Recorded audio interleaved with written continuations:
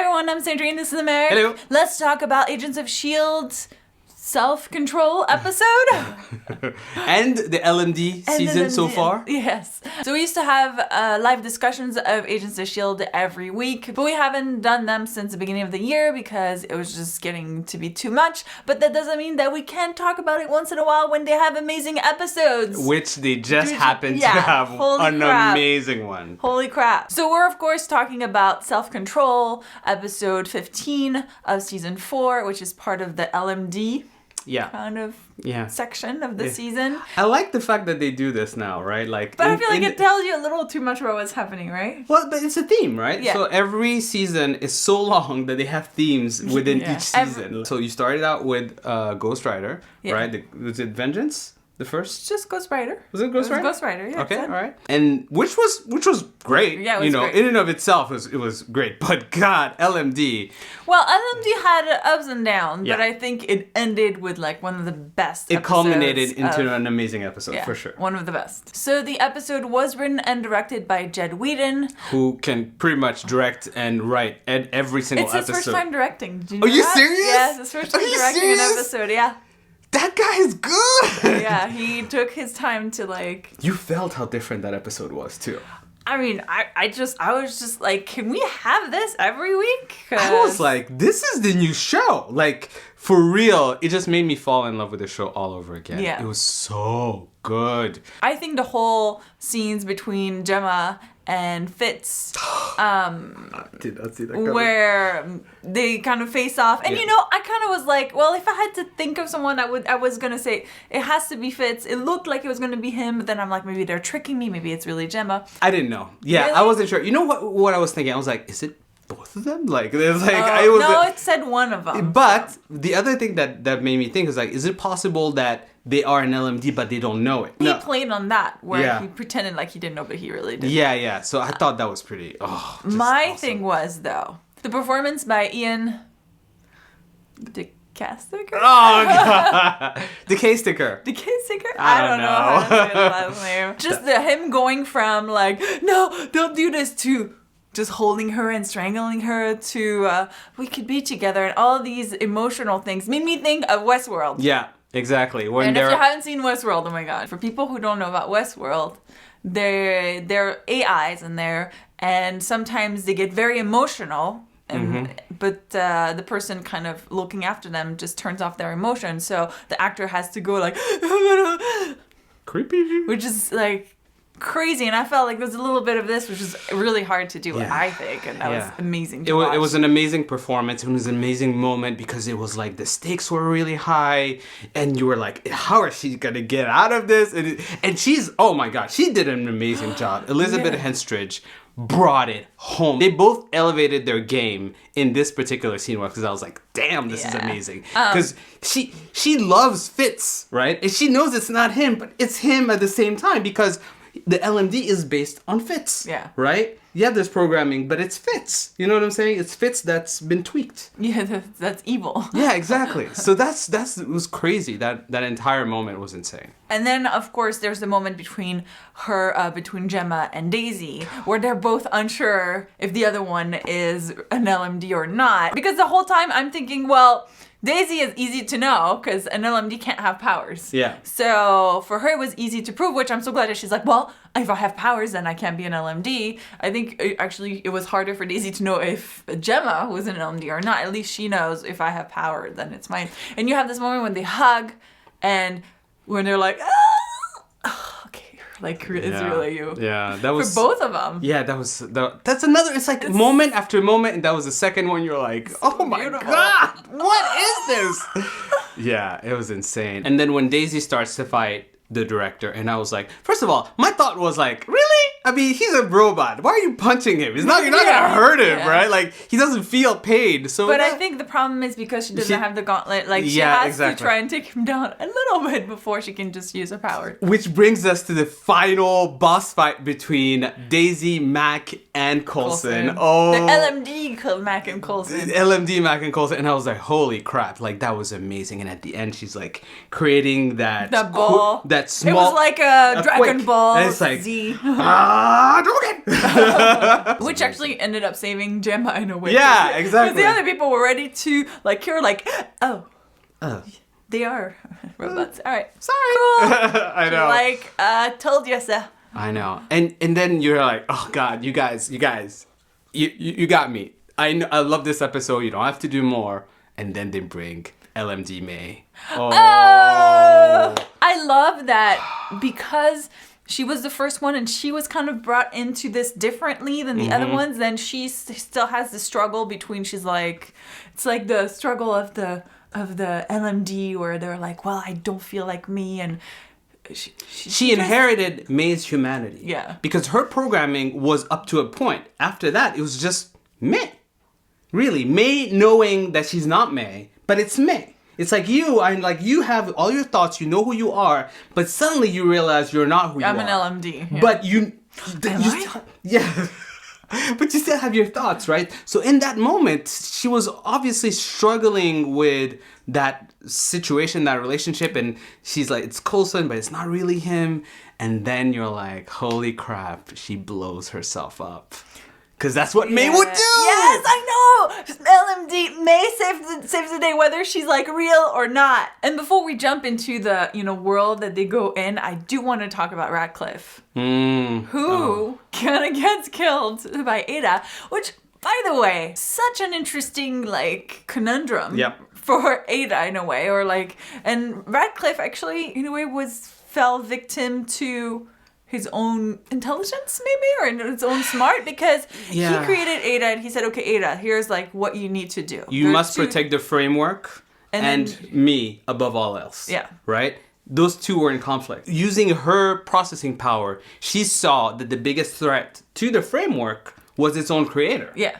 That's crazy. Insane. But then, listen, the way she then fixed all of this is because she says, well, when he actually said, no, I really believe in it, which, by the way, he did not really believe in it. Fundamentally, he was not like... Well, he believes in it for other people. For other people, that's what I'm saying. But not for himself. Fundamentally, he didn't believe in it, Yeah, right? exactly. So he's saying, no, I really believe in it. She's like, oh, great. So now I can protect you and protect the framework by killing your physical body. Yeah. So, dead. Okay, you're gone. Yeah. I was like, holy crap. But she actually did the only logical thing that she could based on her... programming. Yeah. So this kind of reminds me of the conundrum that's similar to Isaac Asimov's story, who wrote, iRobot. Remember the movie iRobot? Right. So it's based on Isaac Asimov's story, and it talks about the 3 laws of robotics. The 3 laws, which goes as follows. Law number 1, a robot may not injure a human being or through inaction allow a human being to come to harm. Now, law number 2, a robot must obey orders given to the human being, except if such order conflicts with the first law. Right. And the 3rd law is a robot must protect its own existence as long as such protection does not conflict with first or second law. And you think this is foolproof, but, and I'm not going to spoil the story, there is a sort of a loophole in it, and the only people who could find sort of that loophole or go up to the edge of that logic are robots, because artificial intelligence surpasses our own, right? Well, they can calculate and see how things are going to evolve and move forward. And yeah, Ratcliffe and Ada, someone gotta go. Someone gotta go. And it happened to be Ratcliffe. Well, I mean, technically he's not gone, right? He's in the framework, right? Speaking of the framework, holy moly. Do we want to talk about what everyone's Can we just call it what it is? It's the Matrix, guys. It's the Matrix. They invented the Matrix. Holy shit, it's happening. We're in the Matrix. All right, so I'm going to keep the best for last. So first, Yeah. let's talk about Coulson. Coulson's a teacher. Yeah. Then we have Mac, who's living in the surbs. With his daughter, seems like, because you saw a kid's bike. So I feel like that's his, Yeah, I thought kid, but I didn't Yeah. think about his daughter, right? Yeah. Fitz is some sort of rich mogul. I was thinking Tony Stark. Yeah. Kind of thing. He's smart doing research. I don't know. Kid Stark. Kid Stark. And he's actually getting someone out of the car. A female that so far we don't know who it is, right? Yeah. And then Gemma apparently is dead. Which I'm like, wait a minute, but Gemma went into the framework. So is she in the ground? What is she? I don't. Because here's the thing. Because it could have been Fitz's own idea of like, oh, she's dead in his world, but is she?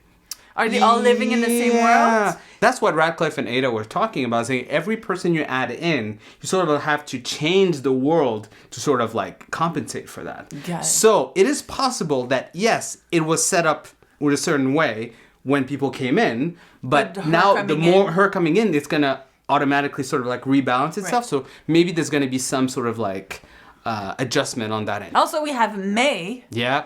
In a Hydra building or facility. And how could that be like a good thing? That's the thing I don't get. Maybe the good thing is that Hydra is not like a bad... Evil. Yeah, it's not evil because it's in her world. So maybe she's like, Hydra is actually out there to do good, you know? Oh! You didn't think about that? No! Oh, okay. I did not think about that. That's kind of awesome, actually. And you want to talk about the big... Oh my god! Oh. So Daisy sort of like awakes in her bath and then comes in the room, and who do we see? We don't see him, really.